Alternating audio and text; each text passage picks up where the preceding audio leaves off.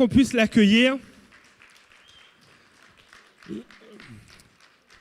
Alors Alice, ce matin, tu es comme à la maison, d'accord?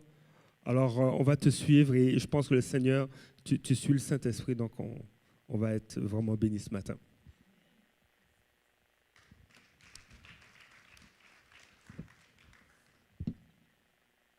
Amen. Bonjour à tous. Alors, moi, je veux vraiment dire merci au pasteur et puis, en tout cas, pour le privilège qu'il me donne d'apporter la parole et puis aussi vous dire merci pour votre présence parce qu'il faut qu'on parle aux gens. Alors, je vais prier avant de commencer. Alléluia, Seigneur, je veux te dire merci. Je bénis, je loue, j'honore ton Saint-Nom éternel. Merci encore, Seigneur, pour cette opportunité que tu me donnes, Seigneur. Ce matin, Seigneur, je veux simplement m'effacer. Je veux être ce canal que tu vas utiliser pour parler à chacun. Seigneur, les gens ne sont pas déplacés pour venir entendre Alice. Ils sont déplacés pour venir t'entendre, Seigneur. Alors, je prie que chaque personne, Seigneur, qui est assis là, qui est connectée, Seigneur, puisse t'entendre, Seigneur, à travers ce qu'on va partager ce matin. Merci, Éternel, de bénir ta parole. Merci de faire taire en moi toute voix, tout ce qui est résistance, mais de permettre, Seigneur, que simplement ton esprit puisse couler et toucher, guérir et transformer les vies pour la gloire, l'honneur de ton Saint-Nom. Amen. Alors, ce matin, avant de commencer mon message, je voulais vous raconter une histoire. L'histoire, c'est vraiment l'histoire d'une dame. Et cette dame, la particularité de cette dame, c'est que vraiment, elle vivait dans une petite ville. Et dans la petite ville dans laquelle où elle était, il fallait se déplacer pour aller puiser de l'eau. Dans son village, il n'y avait pas de source d'eau, donc il fallait se déplacer. Mais j'ai connu aussi ce genre de petit village-là. En région, mon papa il enseignait, mon père était enseignant. Alors, quand on était dans une région, il n'y avait pas de l'eau dans le village. Ils ont mis en fait la source d'eau, il y a des puits, des pompes, mais c'est un peu en dehors du village. Et c'est un lieu vraiment de rassemblement pour les femmes. En général, c'est les femmes qui partaient au puits ou bien à la pompe. C'est vraiment les femmes. Mais c'est un lieu de rencontre.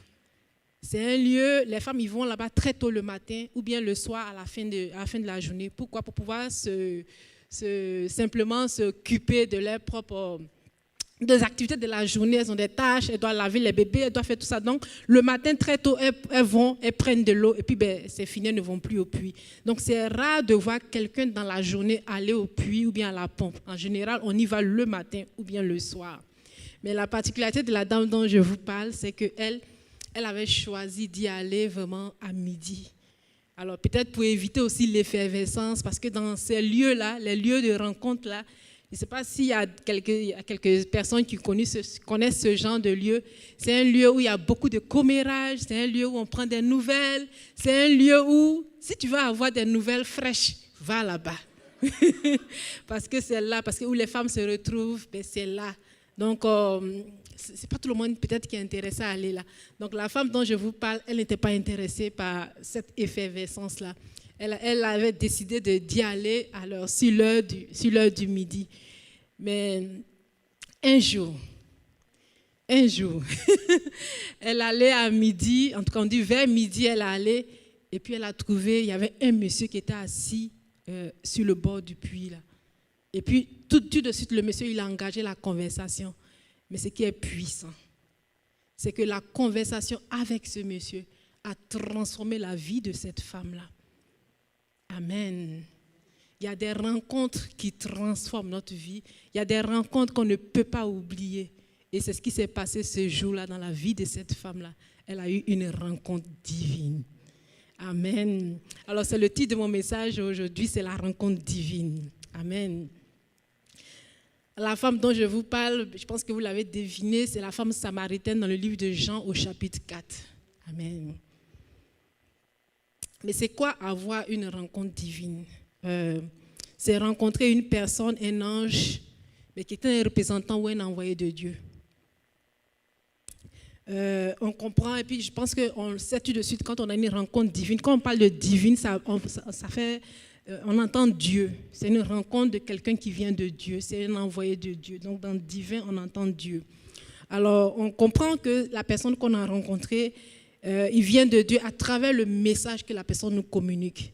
C'est ce qu'on entend dans la conversation qui vient nous chercher, puis qui vient nous permettre de savoir que là, c'est quelqu'un qui vient de la part de Dieu. On peut aussi se rendre compte que c'est une rencontre divine à travers la particularité du message. Ça peut être une réponse à une prière que tu as faite dans le secret. Ça peut être aussi une attente, une réponse à un problème que tu vis. Mais alors que tu rencontres une personne, tu commences à parler avec elle et puis automatiquement, elle te donne, c'est comme une réponse à ton problème. Au fond de toi, tu sais que là, c'est Dieu qui te parle. C'est ça la rencontre divine. Alors, je voulais vous donner l'exemple de Nathanaël dans la Bible. Dans le livre de Jean, au chapitre 1, des versets 47 à 49, Jésus, il a rencontré, Nathanaël est venu vers Jésus. Alors, je vous lis. On dit, Jésus, voyant venir à lui Nathanaël, dit de lui, voici vraiment un Israélite dans lequel il n'y a point de fraude. D'où me connais-tu? Lui dit Nathanaël. Jésus lui répondit, avant que Philippe t'appela, quand tu étais sous le figuier, je t'ai vu. Nathanaël répondit et lui dit, Rabbi, tu es le Fils de Dieu, le roi d'Israël. Parce que Nathanaël a tout de suite compris qu'il y a quelque chose de spécial là. Parce que lui, il était sous le figuier. Peut-être qu'il priait là-bas, il vivait quelque chose de particulier sous le figuier. Il n'y avait personne là-bas. Alors qu'il arrive, il rencontre Jésus et puis Jésus lui dit, je t'ai vu quand tu étais sous le figuier. Amen. Alors, Nathanaël, automatiquement, sa parole était vie là. Il a dit, je sais que tu n'es pas un homme comme tout le monde. Tu es le Fils de Dieu. Alors, c'était juste un exemple pour vous montrer c'est quoi la rencontre divine. Alors, on a vu que la vie de Nathanaël aussi a changé parce que il était sceptique à venir vers Jésus, mais il a décidé de le suivre. Là. Alors, c'est différent, en fait, quand on fait une rencontre divine, je voulais vraiment le préciser. Quand tu rencontres quelqu'un qui ne vient pas de Dieu, que ce soit un démon, tu le sais aussi. Parce que ta paix est volée, tu n'as plus ta tranquillité et le message que la personne va te donner, ça t'amène de la frayeur, en tout cas, ça vient te déstabiliser. Ce n'est pas un envoyé de Dieu. Donc, je pense que c'est très clair dans la vie de chacun, dans les pensées de chacun, c'est quoi une rencontre divine. Alors, en général, les rencontres divines, elles ne sont pas planifiées. On ne les planifie pas. Alors, c'est pourquoi je dis en général, elles ne sont pas planifiées. Mais on peut provoquer une rencontre divine. On peut provoquer une rencontre divine. Et il y a quelqu'un dans la Bible qui m'a vraiment, on va dire, j'ai trouvé son action vraiment extraordinaire. Il s'agit de Salomon. Salomon, au début de son règne, qu'est-ce qu'il a fait?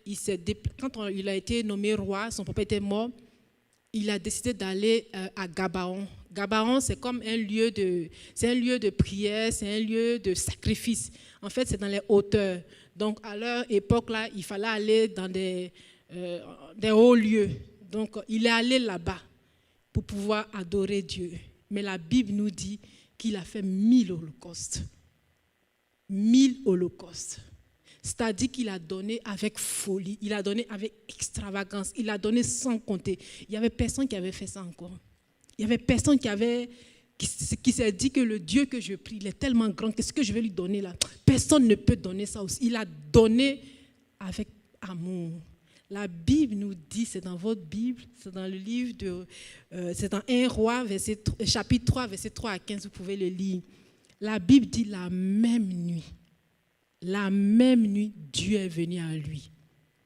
Pas parce que Dieu est intéressé par les holocaustes, pas parce que Dieu est intéressé par la richesse, mais Dieu est intéressé par le cœur.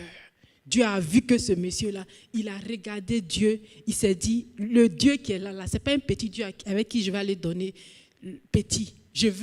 Il a vu Dieu grand. Alors c'est un grand Dieu qui est venu à lui. Comment tu vois Dieu? C'est ce Dieu qui se révèle à toi. Comment toi, quand tu penses à Dieu, comment tu le vois? Si tu le vois comme un bébé, c'est un bébé qui sera dans ta vie. Parce que c'est toi qui veux prendre soin. Mais si tu le vois comme un Dieu grand, celui-là qui est capable de donner la sagesse comme Salomon, celui-là qui est capable d'ouvrir des portes pour toi, celui-là qui est capable de te guérir, comment tu vois Dieu? C'est celui-là qui se révèle à toi. Salomon, il a vu un Dieu grand. Alors il s'est dit, mais si moi je m'en vais pour adorer un Dieu grand, je ne vais pas aller avec peut-être un veau. Il dit, je vais faire 1000 holocaustes. Et Dieu a vu le cœur de Salomon. Dieu, c'est à lui qu'appartiennent tous les animaux, il s'en fout du nombre. Mais le cœur, il a vu comment Salomon le voyait. Et lui aussi, il est venu. Et je pense que quand vous lisez votre Bible, il n'y a pas un autre roi qui a été aussi béni que Salomon. Il n'y a pas un autre roi qui a vécu la richesse aussi comme Salomon. Parce que lui, dans sa tête, il voulait voir le Dieu grand. Et c'est ce qu'il a expérimenté. Amen.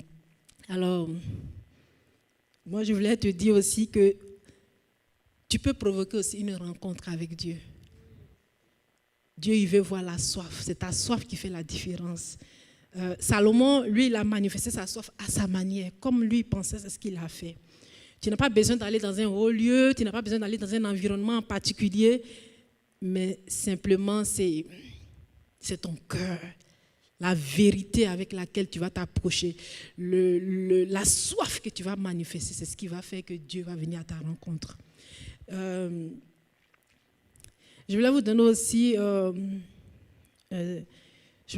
des exemples de personnes qui aussi ont touché le cœur de Dieu. Je vais parler de Corneille. Parce que ce sont des personnes qui ont provoqué la main de Dieu. Alors, je vais vous donner les ordres de Corneille. Corneille, c'est dans le livre des Actes, au chapitre 10, mais je vais juste lire les parties 1 à 4, les versets 1 à 4. On dit, à Césarée vivait un officier romain nommé Corneille. Corneille avait un poste de commandant dans la cohorte appelée l'Italique. Il était pieux et adorait Dieu, avec tous les gens de sa maison. Il était généreux envers les pauvres du peuple et priait Dieu tout temps. Il priait Dieu tout temps, en tout temps. Un jour, vers 3 heures de l'après-midi, il eut une vision. Il vit distinctement un ange de Dieu qui entrait chez lui et qui dit « Corneille ». Corneille le regarda et tout tremblant demanda « Qu'y a-t-il, Seigneur ?»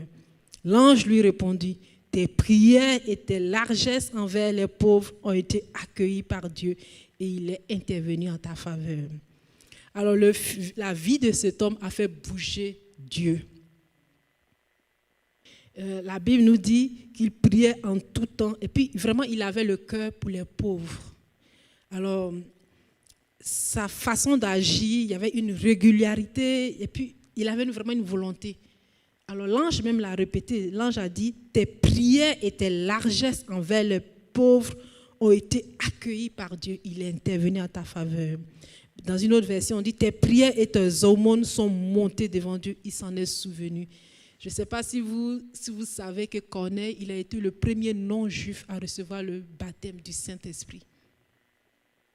Ça a été le premier non-juif. Ce monsieur-là a déclenché le miraculeux de Dieu. Ce monsieur-là a déclenché, peut-être que c'était le plan de Dieu, que peut-être que dans quelques années, les non-juifs vont être atteints. C'est sûr, on a vu Paul avec sa mission. Mais Corneille, à travers sa prière, à travers sa générosité, a ouvert le ciel sur sa maison. Amen. Alors Dieu voit tes efforts. Dieu a vu les efforts de Corneille et il a agi automatiquement. Le deuxième exemple que je vais vous donner, c'est celui de Zachée. Je ne sais pas si vous connaissez Zachée, mais vraiment, c'est dans le livre de Luc, dans le chapitre 19, je vais vous lire juste les versets 1 à 6. Jésus étant entré dans Jéricho, traversait la ville. Et voici un homme riche, appelé Zachée, chef des publicains, cherchait à voir qui était Jésus. Mais il ne pouvait y parvenir à cause de la foule, car il était de petite taille. Il courut en avant et monta sur un sycomore pour le voir, parce qu'il savait que Jésus devait passer par là. Lorsque Jésus fut arrivé à cet endroit, il leva les yeux et lui dit « Zachée, à toi de descendre, car il faut que je demeure aujourd'hui dans ta maison. » Au verset 6, on dit « Zachée se hâta de descendre et le reçut avec joie. » Amen. J'aime vraiment l'histoire de Zachée parce que c'est quelqu'un qui ne connaissait pas Dieu. C'est un homme riche.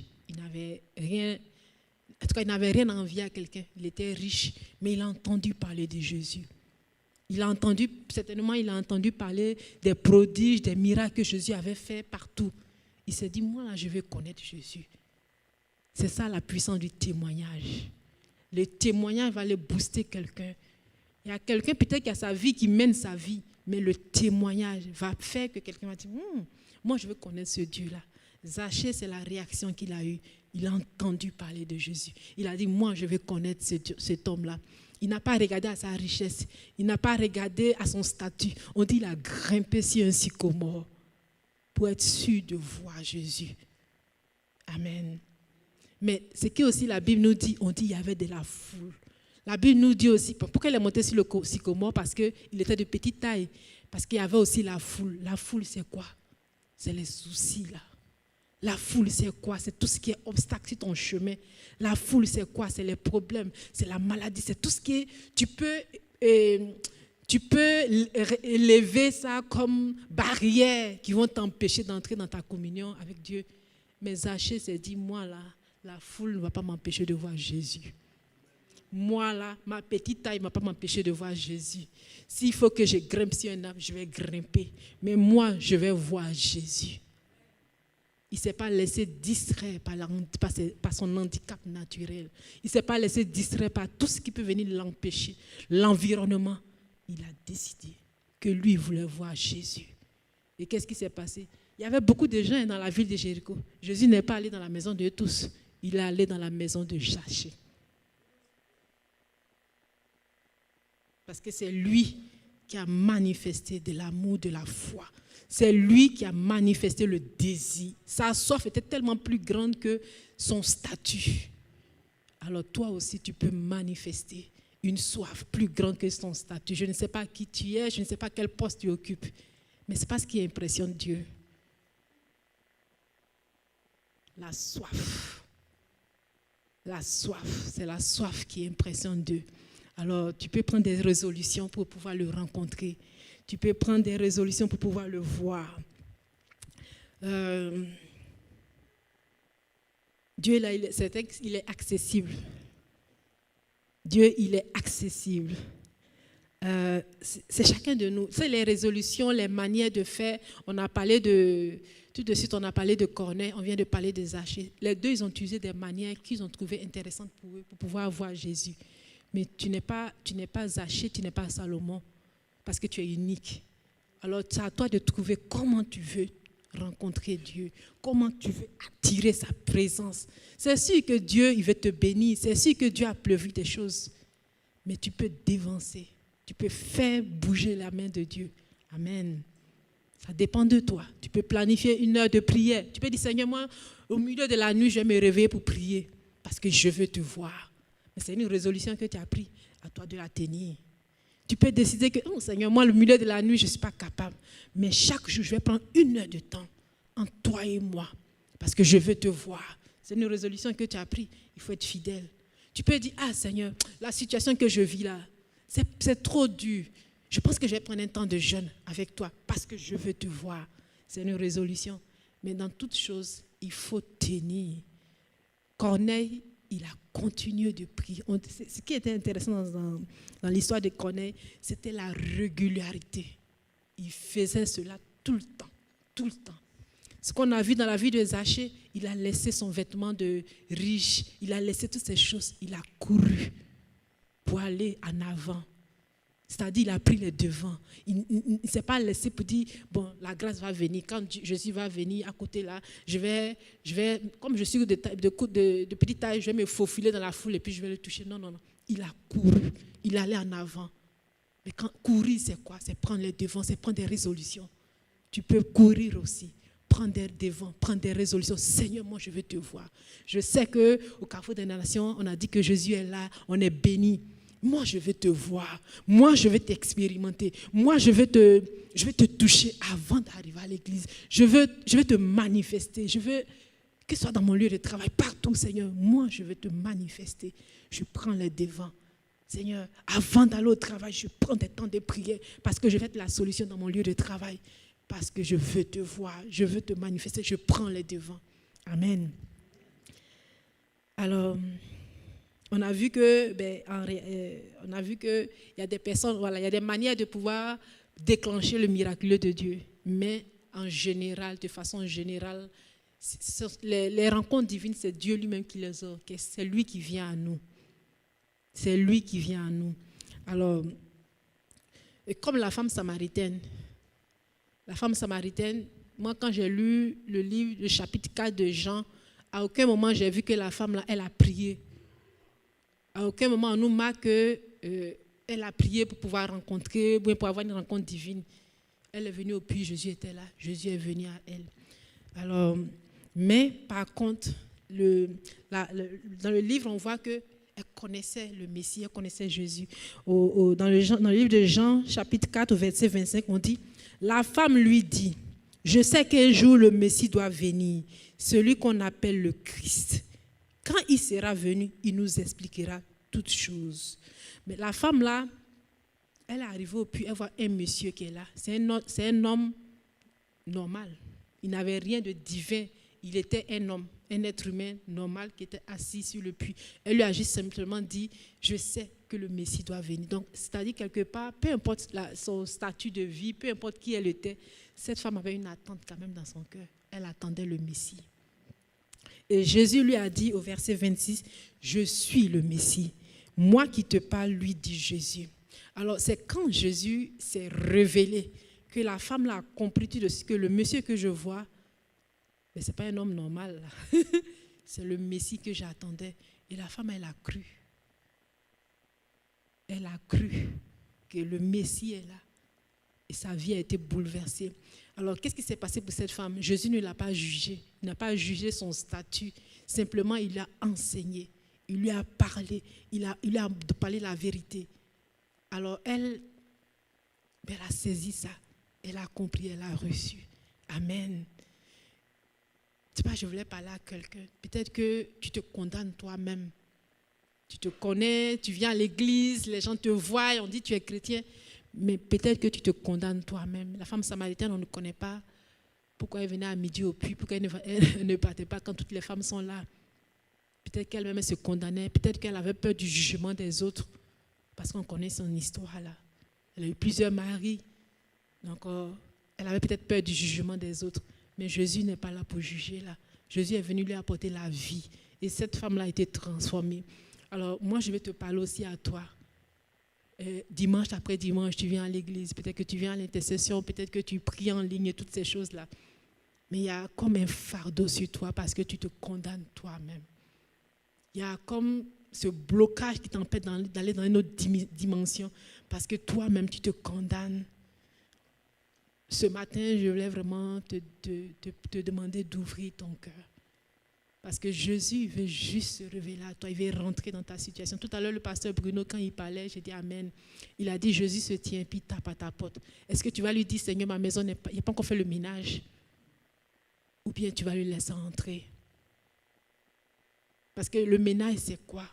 C'est ta situation de vie, c'est les épreuves que tu vis, c'est peut-être, en tout cas, il y a beaucoup de choses que tu vis qui n'est peut-être pas en règle avec Dieu. Alors, est-ce que tu le reçois tel que tu es? La femme samaritaine, là, à aucun moment, elle a dit, ah, c'est le Messie qui est là. Ou il faut que j'aille chasser le mari qui est dans ma maison là. Non, elle a reçu Jésus qui était venu. Elle a reçu la puissance qui était là. La femme est devenue évangéliste dans son village là. Pourquoi? Parce qu'elle n'a pas regardé à sa situation. Elle a saisi celui qui était venu là pour lui apporter la vie. C'est la même chose pour toi. Arrête de te condamner. Arrête de te juger. Arrête de brandir des obstacles. Laisse Jésus entrer dans ta maison. Le pasteur a dit, il se tient à la porte, il tape. Laisse Jésus entrer dans ton cœur. Peut-être que c'est la drogue. Peut-être que tu sais ce que tu fais. Peut-être qu'il y a la pornographie, il y a des choses. Tu n'arrives pas à sortir de ces choses-là. Invite Jésus à entrer dans ta situation. La dame ne l'a pas invité, il est venu. Mais je suis sûre que ce matin, alors que tu es là, ce n'est pas en vain que le pasteur a dit, il se tient à la porte. C'est-à-dire que Jésus est venu à toi. Laisse-le entrer dans ta maison. Laisse-le entrer dans ta situation. Laisse-le entrer dans ta situation. Peut-être que où tu vis la pornographie dans ta chambre, dans ton secret, dans ton téléphone. Laisse-le entrer là. C'est lui qui va te te libérer. C'est lui qui va te délivrer. Mais laisse-le entrer. Amen.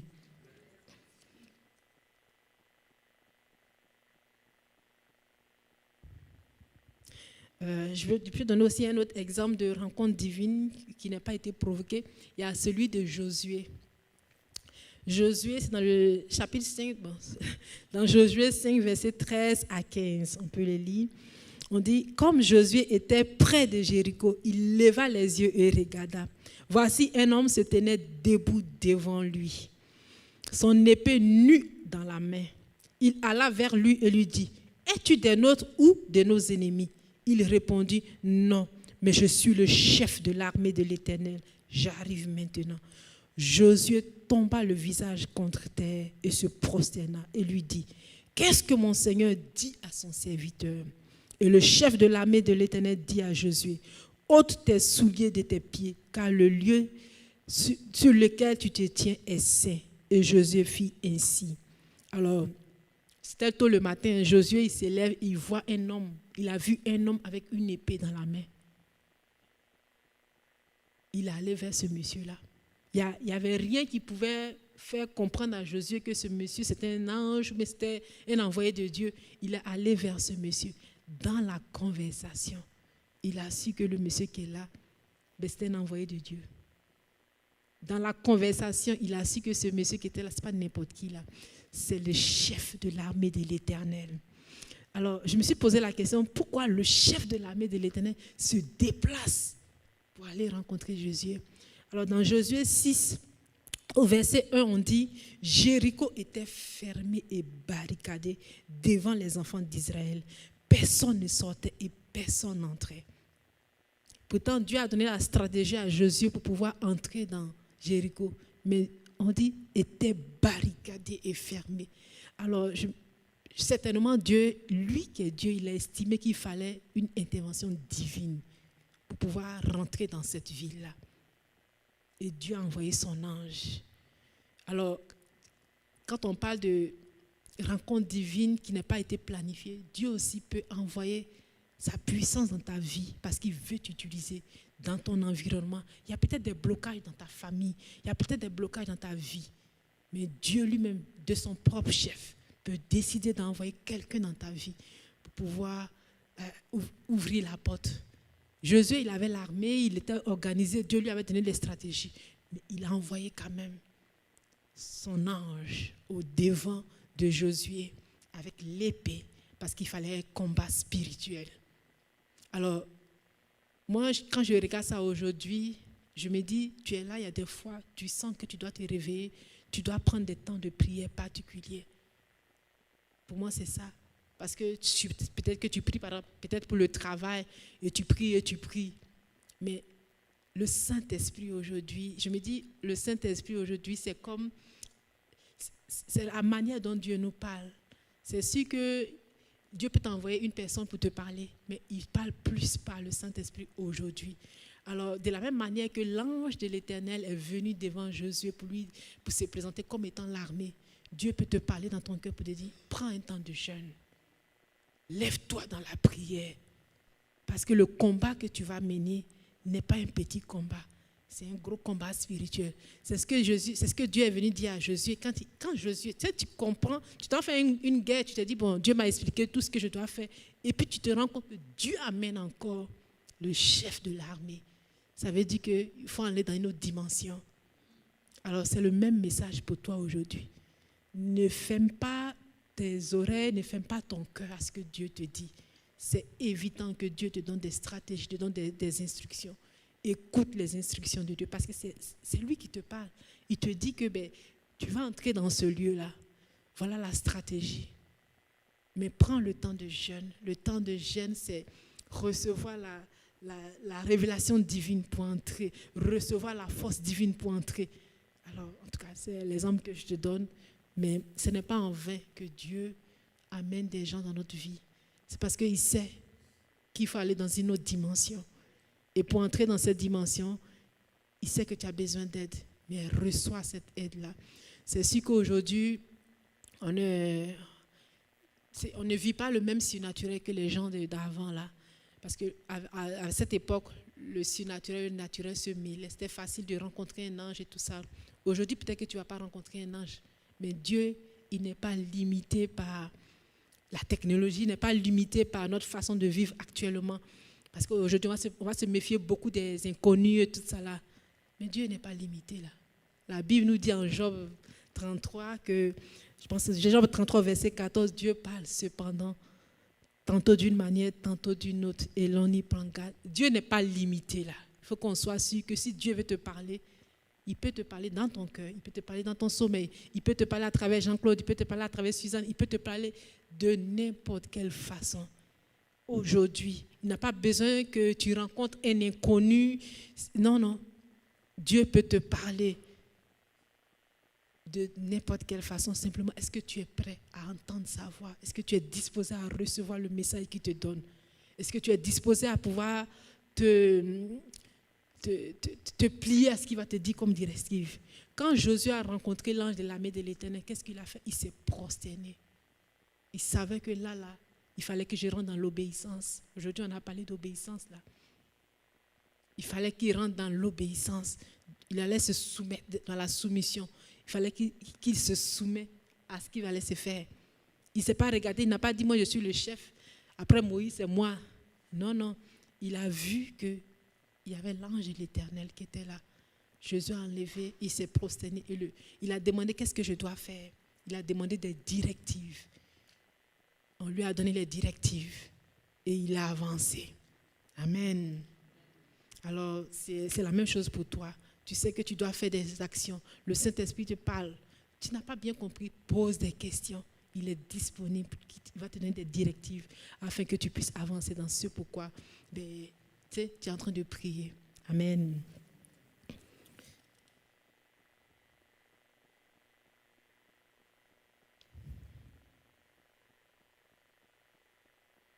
Alors, la rencontre divine, parfois on voit des gens et puis sur le champ on ne sait pas, on ne saisit pas. C'est après le départ de la personne que tu saisis que, finalement, la personne que j'ai rencontrée là, c'était un homme de Dieu là. Quand je regarde la femme samaritaine, elle a vu juste un monsieur qui était assis sur le bord du puits. Quand je regarde Zachée, il a entendu qu'il y a un prophète qui arrivait, mais il ne savait pas que Jésus allait lui apporter le salut, la délivrance pour sa famille. C'est la même chose. Quand Josué il a rencontré, il a vu l'ange avec la main, il a vu, c'était un monsieur qui était arrêté avec une épée. Mais c'est la disposition des cœurs qui permet de saisir ce qui va être fait. Amen. Alors, en tout cas, moi, je voulais inviter chacun de vous, c'est d'être disposé à saisir ce que Dieu veut faire dans la période, dans la saison, dans le moment que tu vis. Parfois, tu peux rencontrer une personne. C'est comment on est dans notre vie au quotidien qui fait la différence. Tu peux rencontrer une personne, tu peux être une personne indifférente. Il y a des gens qui rentrent dans ta vie, ça peut être même l'homme de ta vie qui est là. Ça peut être la femme de ta vie, la personne que tu viens de rencontrer aujourd'hui. Mais la manière dont tu te tiens en société fait la différence. Tu peux rencontrer même ton employeur par hasard comme c'est là. Mais ta manière dont tu te tiens en société fait la différence. En tout cas, je voulais nous exhorter. On est des chrétiens, pas juste quand on est à l'église. On est des chrétiens tous les jours de notre vie. Alors, on doit être lumière. Quand on dit être lumière, c'est-à-dire partout, que je sois au supermarché, que je sois partout où je suis, en fait. Je dois être lumière. Partout où je suis, je dois donner l'exemple. Je dois donner envie à quelqu'un de s'approcher de moi. Amen. Je ne dois pas regarder à mon statut. J'ai aimé vraiment... Pourquoi j'ai choisi ces personnes-là? C'est des personnes qui sont sorties de leur statut et qui ont pu expérimenter la puissance de Dieu. Alors, c'est le but de mon message de ce matin, c'est de regarder avec vous comment les rencontres divines ont changé la destinée de personnes. Et le point commun que j'ai trouvé dans ces différents tests, c'est la soif. Parce que Dieu répond à une soif. Dieu répond à une soif. Quand Dieu se révèle, je pense qu'on vient de le voir, quand Dieu se révèle sans invitation, c'est parce qu'il veut agir dans ton environnement. C'est ça. Alors,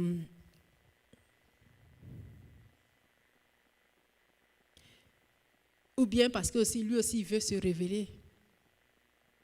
C'est ça.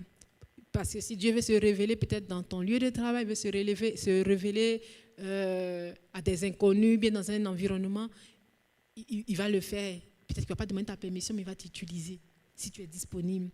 Je prends l'exemple de l'aveugle de naissance. Dans Jean 9, bon, toute son histoire c'est long, c'est Jean 9, verset 1 à 40, mais je vais lire le verset 39 qui montre en fait le but de l'action de Jésus.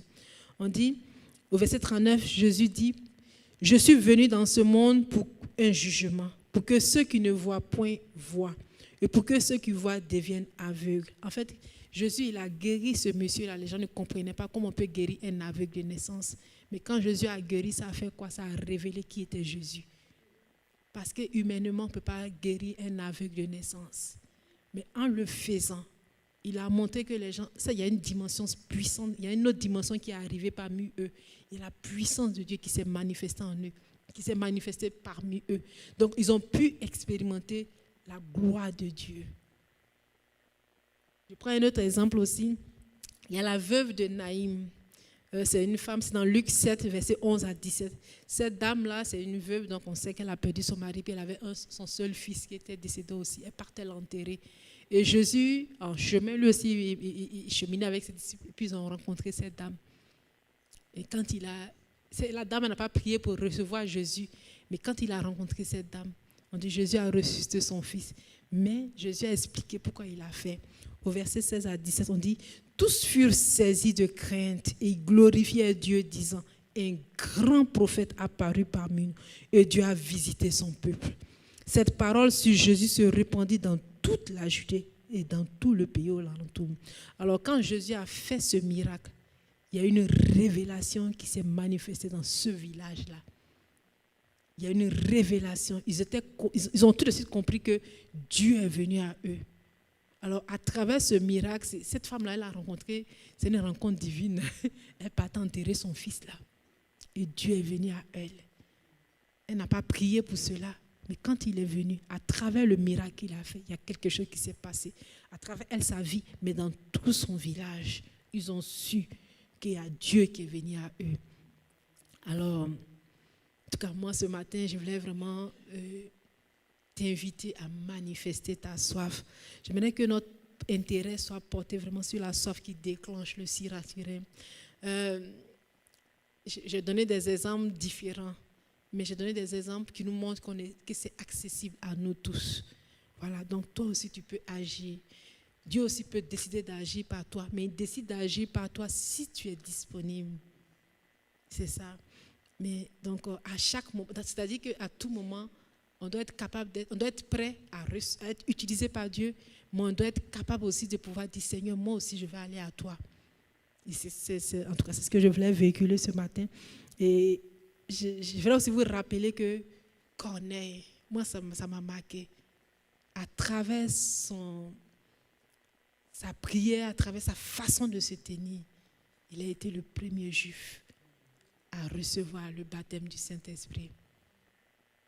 Tu es là, dans ton intimité, c'est quelqu'un ordinaire qui priait dans sa maison, mais il a déclenché le miraculeux de Dieu.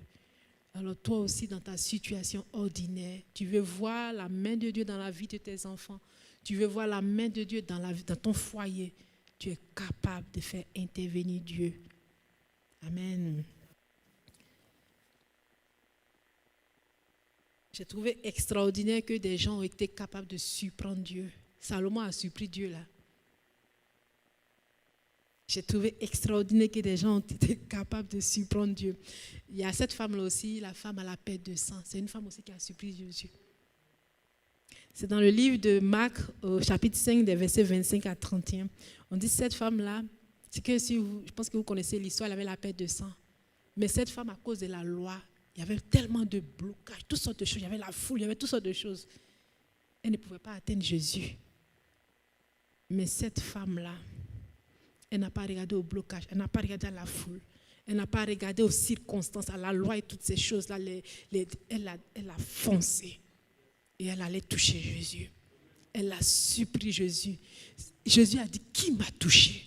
Il a été surpris. Pourtant, on parle de la foule. On dit la foule le pressait. C'est-à-dire que tout le monde le touchait. Mais il a touché et il a touché. La dame là, elle a touché au point où Jésus, on dit il y a une force qui est sortie de lui. Amen. Donc, il ne suffit pas de dire je presse Jésus. Tu sais, on vient à l'église, on est comme, on baigne dans la présence de Dieu. C'est ça là. Toutes ces personnes qui sont autour de Jésus, qui le pressaient, tu baignes dans la présence de Dieu. Mais tu peux faire mieux que baigner dans la présence de Dieu. Tu peux le toucher. Cette dame-là, jusqu'à aujourd'hui, on parle d'elle là. Elle a traversé la foule, elle a touché Jésus. Elle a surpris Jésus. Est-ce qu'on peut surprendre Dieu? On peut surprendre Dieu. Alors, si ces personnes ont surpris Dieu, toi aussi tu peux surprendre Dieu. Toi aussi tu peux surprendre Dieu. Je pense que tout c'est une question de détermination. Quand tu es déterminé, les obstacles, tu ne les vois plus. Parce que la loi était claire à cette époque. Mais cette femme-là, sa détermination était au-delà des limitations que les êtres humains peuvent mettre. Elle a allé, elle a touché Dieu. Amen. Alors, je pense qu'à travers ce que je vous ai dit, je vous ai montré que la rencontre divine, ce n'est pas forcément rencontrer un ange. La rencontre divine, ça peut être une personne. Ça peut être une personne dans ton environnement, ça peut être Nina, ça peut être Suzanne, mais le message que la personne va nous donner va venir transformer, ou bien l'action que la personne va faire dans notre vie va venir transformer, en fait, notre quotidien, va venir transformer notre vie, va venir comme nous amener dans une autre dimension. Il y a des gens, quand ils rentrent dans ta vie, c'est juste peut-être pour une saison. Tu ne sais pas pourquoi tu as rencontré cette personne-là. Mais quand tu l'as rencontrée, elle t'a aidé, t'a apporté des conseils. Et puis, il n'y a pas eu quelque chose. Mais vous vous séparez, la personne sort de ta vie. Elle était venue juste pour une saison. C'est un instrument que Dieu a utilisé pour un temps dans ta vie. Alors, je vais vous donner un témoignage que moi aussi j'ai vécu. Moi, j'ai immigré en 2010. Et c'était en juillet. Quand j'immigrais, je suis venue avec mes 2 filles parce que j'ai 3 enfants, mais mon mari devait venir avec mon fils. Puis moi, je suis venue la première parce que c'était moi qui avais fait la résidence, la demande pour travailleur qualifié. Donc moi, je suis venue en tant que travailleur qualifié. Et je suis venue avec mes 2 filles. Ma première fille avait 6 ans et ma dernière, elle avait 3 ans. Alors, quand on est arrivé ici à l'aéroport, on est arrivé peut-être vers 16h. C'était long, tout ce qu'il fallait faire à l'aéroport. En tout cas, pour les immigrants, c'était long. Et moi, je devais venir sur Québec, mais je suis descendue à Montréal. Alors, quand on a fini de faire tout ce qui était procédure, tout ce qui est documents et tout ça là, alors je devais aller prendre les bagages. Je partais pour prendre les bagages et je me suis rendu compte qu'ils n'ont pas envoyé mes bagages. J'avais juste mon colis. Et puis la compagnie m'a dit qu'en fait, les bagages vont venir dans le prochain vol. Oh, mon Dieu, ok. Il n'y a pas de problème, mais ça m'a pris du temps, parce que le temps de chercher mes bagages et tout ça là. Oh, j'étais à l'aéroport de Montréal, je devais prendre le bus pour venir sur Québec avec mes enfants. Alors les enfants étaient fatigués, ils ont commencé à pleurer. Maintenant, moi je suis sortie de l'aéroport, mais je ne trouvais pas la gare de Orléans Express, je ne savais pas. Moi j'avais une amie ici à Québec qui m'avait donné toutes les instructions et tout ça là. Alors je regarde, je ne vois pas la gare d'Orléans, je ne sais pas quoi faire. Alors, je suis retournée à l'aéroport, j'ai trouvé une cabine et j'ai essayé d'appeler la dame ici, mon contact. Mais ça ne passait pas. Parce que moi, je ne savais pas comment... moi, je venais de la Tunisie à ce moment. Et de là-bas, pour appeler le Canada, je mettais le 1 avant le 418. Mais moi, je me suis dit, comme je suis à Montréal, je suis déjà au Canada, je n'ai pas besoin de mettre le 1 puisque je suis déjà à l'intérieur. Donc, je ne mettais pas le 1. Quand j'ai fait le 418, ça ne passait pas. Mais je ne comprenais pas. J'ai fait, je ne savais plus quoi faire. Puis mes enfants pleuraient, ils ne savaient plus quoi faire. Et puis j'étais là, j'étais devant le téléphone et puis j'ai mis ma main sur ma bouche puis j'ai dit, Seigneur, fais quelque chose. Mes bagages sont perdus. Je suis là, mes filles sont fatiguées. Je ne peux pas prendre je ne trouve pas je suis perdue, papa. Fais quelque chose. Je ne trouve pas la gare pour aller prendre le bus. Qu'est-ce que je fais? Et puis là, il y a une dame qui s'est approchée de moi et puis m'a dit, Madame, est-ce que je peux vous aider? Puis je la regarde et me dit, et qu'est-ce qu'il y a? Et puis je lui ai dit que je vais appeler quelqu'un qui est à Québec, mais je fais ça ne passe pas. Et puis elle m'a dit, donne-moi le numéro. Elle a composé, puis j'ai vu qu'elle a mis le 1. J'ai dit, ah. Ok. Alors j'ai pu parler à mon ami qui est ici, là, et puis je lui ai dit que finalement j'ai raté le bus et tout ça, puis je ne sais pas ce que je dois faire. Puis je suis allée les filles, et puis elles sont fatiguées, tout ça là. Et puis il m'a dit, à la réponse, on peut dormir, trouve un coin, tu peux dormir là. Et puis on a raccroché, tout ça. Et puis elle m'a dit que le lendemain, en tout cas, elle m'a réindiqué où je devais prendre le bus là. Ok, on a raccroché. Et la dame là partait, après elle s'est retournée, elle est venue, elle dit, je ne peux pas te laisser dormir à l'aéroport avec tes filles. Je ne suis pas capable. Je dis, ah ouais, c'est une inconnue, la femme là. Elle est venue, elle a recomposé le numéro de mon amie, elle s'est présentée. Elle a dit, moi je vais les prendre chez moi à la maison. Et demain je vais les accompagner à la gare. Elle dit, je donne mon adresse, je donne mon numéro de téléphone, c'est une question de confiance. Mais moi je ne peux pas laisser cette femme à l'aéroport ici. Ah ouais, ah, ok, ok, gloire à Dieu. Mais moi je l'ai suivie, c'est une inconnue là. Il y a tellement de choses bizarres qui se passent là. Mais je l'ai suivie, la dame, elle nous a pris, elle nous a envoyés chez elle. Elle a lavé mes enfants. En tout cas, on a pu bien dormir le matin. On est allé à la gare, elle a payé notre transport, tout ça là. Je ne la connais pas, la dame. Et puis, moi, je suis arrivée sur Québec. Et puis, quand mon mari est venu, on est allé pour lui dire merci. Et la dame nous a dit qu'elle est partie en région. Donc, elle allait nous appeler parce qu'elle allait changer de numéro. Mais la dame ne nous a jamais rappelé. Donc moi, je n'ai plus le numéro de cette femme-là. Mais moi, pour moi, c'est une femme qui est rentrée. C'est Dieu qui m'a envoyé cette femme-là. Je ne la connais pas. Pour moi, une rencontre divine, c'est ça. C'est des gens qui rentrent dans votre vie. Parce que Dieu, j'étais perdue à l'aéroport, là. Mais Dieu a amené quelqu'un. Alors, soyons attentifs à ce que Dieu veut faire. Parce que je pense qu'aujourd'hui encore, Dieu veut faire des choses dans ta vie. Dieu, il est capable de... Quand je vois la vie de Méphibosheth, c'était quelqu'un qui était oublié dans un village. Dieu a fait que David s'est souvenu de lui, aller le chercher. Et il a fait asseoir à la table du roi. Je pense que Dieu a envie de faire des choses dans votre vie. Il a envie de faire des choses dans ta vie. Il a envie de faire des choses dans ma vie. Il a envie de faire des choses dans ton foyer. Mais sois attentif à ce que Dieu veut faire. Ouvre tes yeux, sois disponible, sois disposé parce que Dieu veut te bénir. Parfois, il y a des gens qui rentrent dans ta vie, c'est peut-être pas pour la saison maintenant. Moi, je peux rencontrer Nina, je peux la fréquenter, on est là, on se connaît juste, on ne se connaît pas vraiment, on se voit à l'église.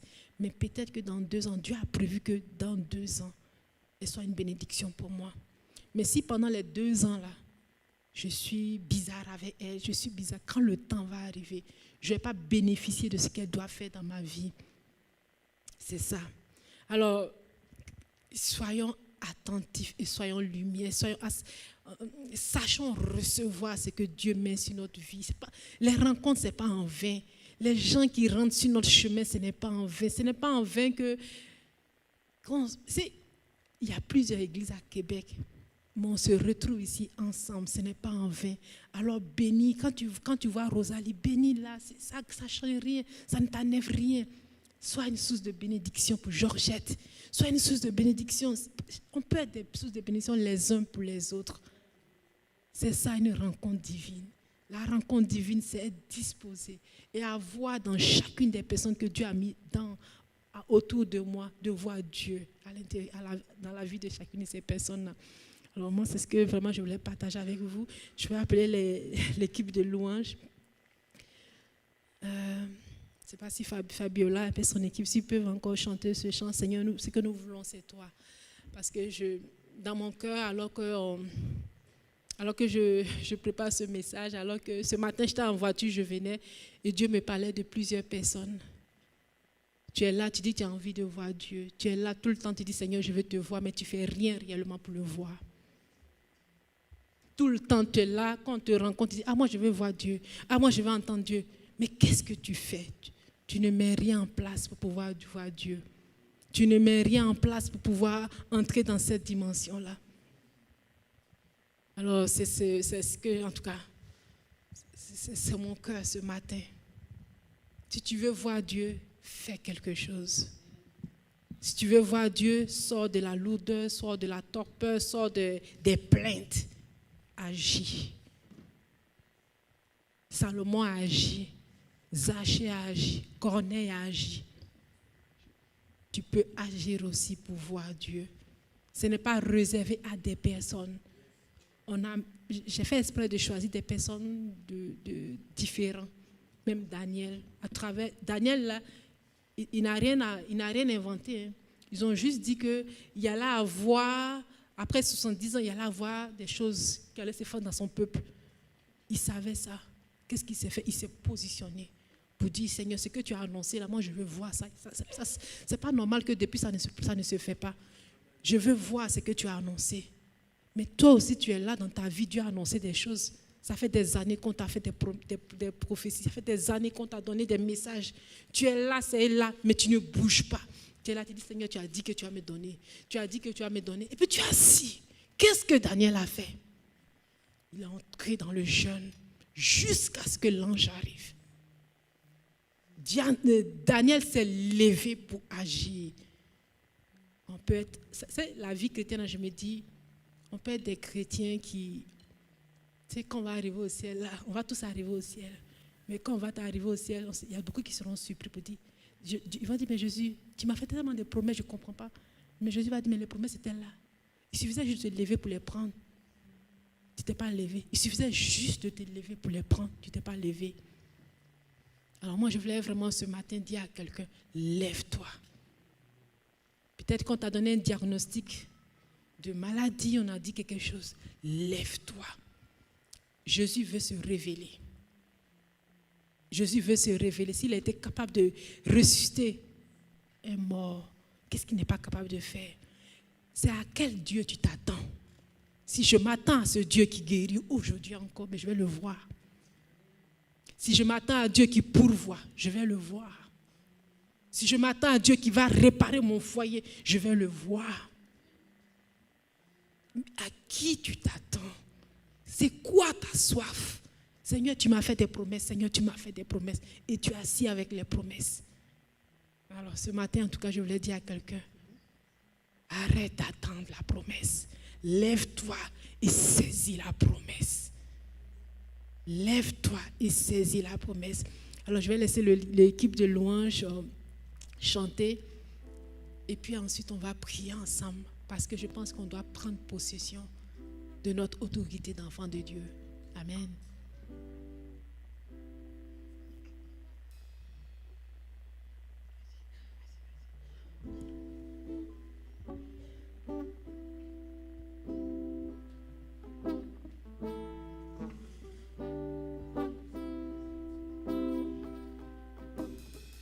Brisés, nous venons à toi. Épuisés de tout recommencer, nos âmes soupirent après toi. Ce que nous voulons, c'est toi. Ce que nous voulons, c'est toi. Ce que nous voulons, c'est toi. Ce que nous voulons, c'est toi.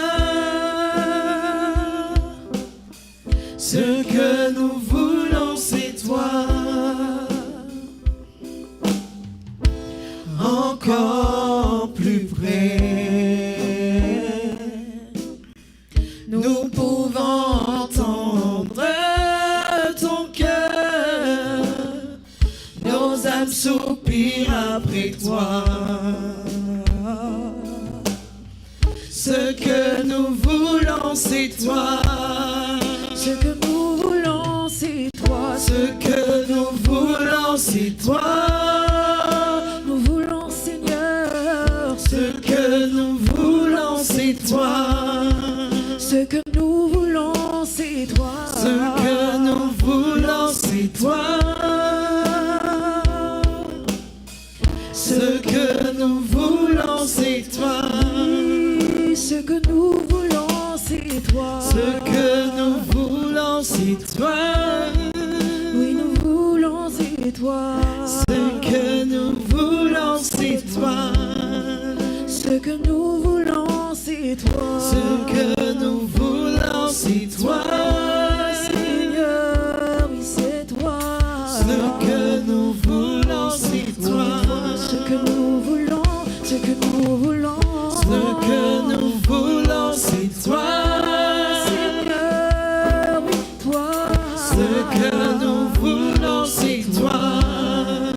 Ce que nous voulons, c'est toi. Ce que nous voulons, c'est toi. Oui, c'est toi. Ce que nous voulons, c'est toi. Ce que nous voulons, Ce que nous voulons, c'est toi. ce que nous voulons, Ce que nous voulons, c'est toi. ce que nous voulons, Ce que nous voulons, c'est toi. ce que nous voulons, Ce que nous voulons, c'est toi. ce que nous voulons, Ce que nous voulons, c'est toi. oui Seigneur, c'est toi que nous voulons, Ce que nous voulons, c'est toi. ce que nous voulons, c'est toi, Ce que nous voulons, c'est toi. oui c'est toi, Ce que nous voulons, c'est toi. Alors ce matin, tu vas élever la voix et tu vas demander à Dieu ce que tu veux voir. Tu vas demander à Dieu, Seigneur, c'est toi que je veux, c'est toi que je veux. C'est toi que je veux voir dans ma situation. C'est toi que je veux voir dans mon foyer, Seigneur. C'est toi que je veux voir. Je refuse de recommencer. Je refuse, Seigneur, ce que l'ennemi est en train de dire sur ma maison. Je refuse ce que l'ennemi est en train de dire sur mes enfants. Seigneur, je veux te voir. Mes enfants t'appartiennent. Et je refuse, Seigneur, ce que l'ennemi est en train de dire sur ma situation. Je refuse, Seigneur, que mon travail, c'est la manière que ça se passe. Je refuse, Seigneur, je veux te voir. Seigneur, je veux te voir. Je veux te voir, donne-moi la force, Seigneur. Parce que, Seigneur, je prends des résolutions. Je veux te voir, mais donne-moi la force de tenir ces résolutions. Donne-moi la force, Seigneur, de tenir ces résolutions. Parce que je sais que tu veux te manifester. Seigneur, c'est toi que je veux voir. Seigneur, c'est toi que je veux voir. Alors, tu vas utiliser tes propres mots en fonction de la situation que tu vis. Et tu vas inviter. Tu vas l'inviter dans ta vie. Tu vas l'inviter dans ta situation. Seigneur, c'est toi que je veux voir. Seigneur, c'est toi que je veux voir. Tu vois ce couple, Seigneur. Ce couple qui vient ici les matins, les dimanches, ils viennent ici, Seigneur. Mais Seigneur, c'est difficile à la maison. À peine ils se parlent. Tu les vois, Seigneur. Ils souffrent, ils sont malheureux. Alors ce matin, Seigneur, c'est toi que nous voulons voir dans cette maison, Seigneur.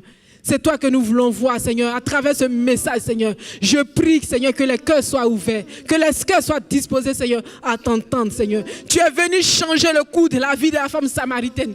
Seigneur, ce matin, tu veux changer le cours de leur vie, Seigneur. Manifeste-toi, Seigneur. Seigneur, que le pardon prenne place, Seigneur. Que le pardon prenne place dans le corps, dans leur cœur, Seigneur. Et qu'il te laisse agir, Seigneur. Dieu d'amour, Seigneur, manifeste-toi. Seigneur, tu vois cette personne-là, Seigneur, qui dépose des dossiers, qui dépose, mais qui n'arrive pas à entrer dans l'emploi qu'il souhaite, Seigneur. Qui est là, qui fait des petits boulots, Seigneur. Mais il veut entrer dans cet emploi. Il a étudié avec ton aide, il a reçu ce diplôme. Mais il n'arrive pas à entrer, Seigneur. Ce matin, c'est toi qu'il veut voir. Seigneur, il veut voir, il veut te rencontrer. Il veut avoir cette rencontre divine qui va ouvrir la porte pour lui, Seigneur. Manifeste-toi. Seigneur, c'est toi que nous voulons voir, Seigneur. Entends ce cri, entends ce cœur, entends ce matin, Seigneur, ce désir de plus de toi. Entends la soif de ton assemblée, Seigneur. C'est toi, Seigneur, que nous voulons voir, Seigneur. Seigneur, tu vois cette personne, cet homme qui est malade, Seigneur. Tu vois cette femme qui est malade, Seigneur, qui t'attend, Seigneur. C'est toi qu'elle veut voir. Seigneur, tu es celui-là qui guérit, qui est celui-là qui ressuscite, qui est celui-là qui délivre, Seigneur. Ce matin, c'est toi qu'on veut voir, Seigneur. Ce matin, c'est toi que cet homme, cette femme veut voir, Seigneur. Alors qu'elle a eu le diagnostic, Seigneur, ça pèse sur elle. Il a eu le diagnostic, ça pèse sur lui. Mais ce matin, il veut te voir, il veut te rencontrer. Seigneur, rentre dans sa chambre, rentre dans son cœur, rentre dans sa maison, Seigneur. Viens, Seigneur, manifeste-toi, Seigneur. Ce matin, Seigneur, c'est toi que nous voulons voir. C'est toi que nous voulons voir, Seigneur. Seigneur, viens, Seigneur. Ce matin, nous voulons te toucher, Seigneur. Seigneur, nous ne voulons pas te bousculer, mais nous voulons te toucher. Ce matin, nous voulons te surprendre par notre foi. Ce matin, nous voulons te toucher, Seigneur. Viens te manifester, Seigneur. Viens te manifester, Seigneur. Seigneur, tu vois ce jeune homme kenyan qui est devenu rebelle dans sa maison. Sa maman ne peut plus, son papa ne peut plus, Seigneur. Ce matin, ils veulent te voir, Seigneur. Interviens, Seigneur. Interviens, Seigneur. Interviens, Seigneur. Et viens saisir ce jeune homme, Seigneur. Viens saisir ce jeune homme, Seigneur. Transforme son cœur, Seigneur. Seigneur, tu es celui-là qui a arrêté Paul sur le chemin, Seigneur. Seigneur, arrête ce jeune homme, Seigneur, qui devient insolent envers ses parents. Arrête ce jeune homme, Seigneur. Arrête ce jeune homme, Seigneur. Et rentre dans cette maison, Seigneur. Alléluia.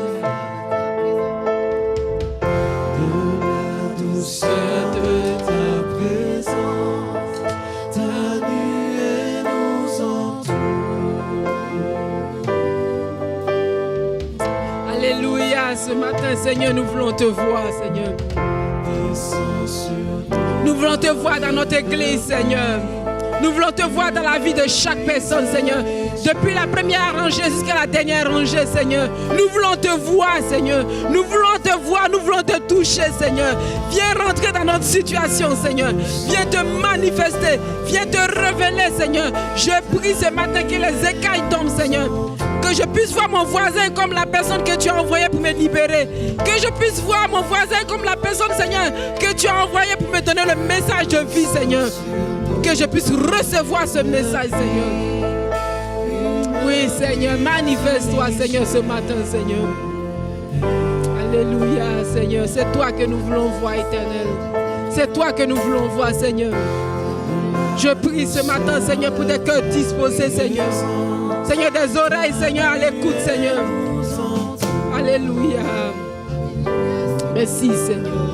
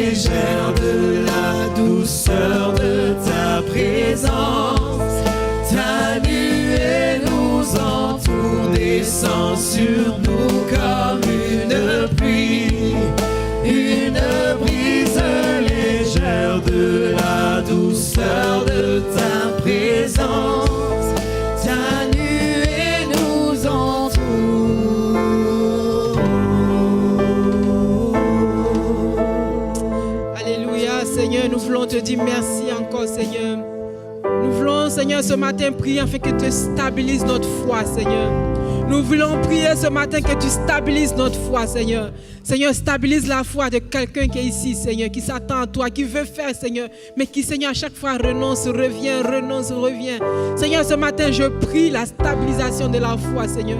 Je prie qu'on soit résolu et qu'on reste dans nos résolutions, Seigneur, parce que, Seigneur, tu veux te manifester, Seigneur. Je prie ce matin, Seigneur, que les yeux spirituels s'ouvrent, Seigneur.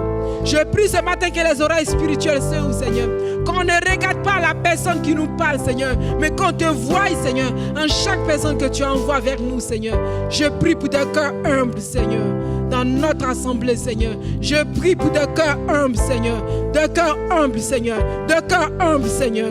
Qu'on quitte, Seigneur, de notre piédestal, Seigneur. Qu'on quitte, Seigneur, notre statut, Seigneur. Mais que simplement, Seigneur, on puisse s'attendre à toi. Même dans la bouche d'un enfant, Seigneur, qu'on puisse recevoir ce que tu veux nous donner, Seigneur. Je prie, Seigneur, pour une soif, Seigneur. Je prie, Seigneur, pour des gens qui attendent, qui ont soif, Seigneur. Seigneur, viens, Seigneur, te manifester au milieu de nous, Seigneur. Seigneur, viens accroître notre soif, Seigneur. La soif, Seigneur, qui nous fait sortir de nos limitations. La soif qui nous fait sortir de nos blocages. La soif qui nous fait sortir de la paresse. La soif qui nous fait sortir du sommeil. La soif qui nous fait sortir du sommeil. La soif qui nous fait sortir du sommeil. Afin de se lever pour toi, Seigneur, pour te chercher, pour te toucher, Seigneur. Comme la femme, Seigneur, à la perte de sang, Seigneur, qui ne s'est pas laissé bloquer, Seigneur, par la loi, Seigneur. Par la loi, Seigneur. La loi qui dit que la nuit, il faut dormir. Et puis le matin, tu vas te lever. Mais Seigneur, elle veut se lever. Cet homme veut se lever. Cette femme veut se lever. Et sortir, Seigneur, de tout ce qui est comme émis par les humains. Et te toucher. Seigneur, ce matin, on veut te toucher, Seigneur. Dans notre vie, Seigneur, on veut te manifester, on veut te voir. Manifeste-toi, Seigneur. Et donne-nous la force, Seigneur, de te toucher. Donne-nous la force, Seigneur, de demeurer, Seigneur, dans cette soif, Seigneur, qui nous pousse, Seigneur, à comme briser, Seigneur, les limitations pour t'atteindre. Seigneur, nous te disons merci, Seigneur. Je bénis ton Saint-Nom encore, Seigneur, parce que je sais que tu veux œuvrer dans le foyer. Je sais que tu veux œuvrer dans la vie de nos enfants, Seigneur. Là où il y avait la rébellion, Seigneur, tu veux amener la paix, Seigneur. Là où il y avait, Seigneur, c'est comme les disputes, Seigneur, tu veux amener la paix. Là où il y avait les limitations, Seigneur, pour cette personne-là Seigneur, qui est dans les petits boulots, Seigneur, tu veux l'amener à une autre dimension, Seigneur. Je sais, Seigneur, que tu veux faire, Seigneur. Et je prie que cette personne puisse saisir, puisse entendre, Seigneur, puisse avoir les yeux spirituels pour voir, mais les oreilles, Seigneur, pour entendre ce que toi, tu veux lui communiquer pour la gloire, l'honneur de ton Saint-Nom. Amen.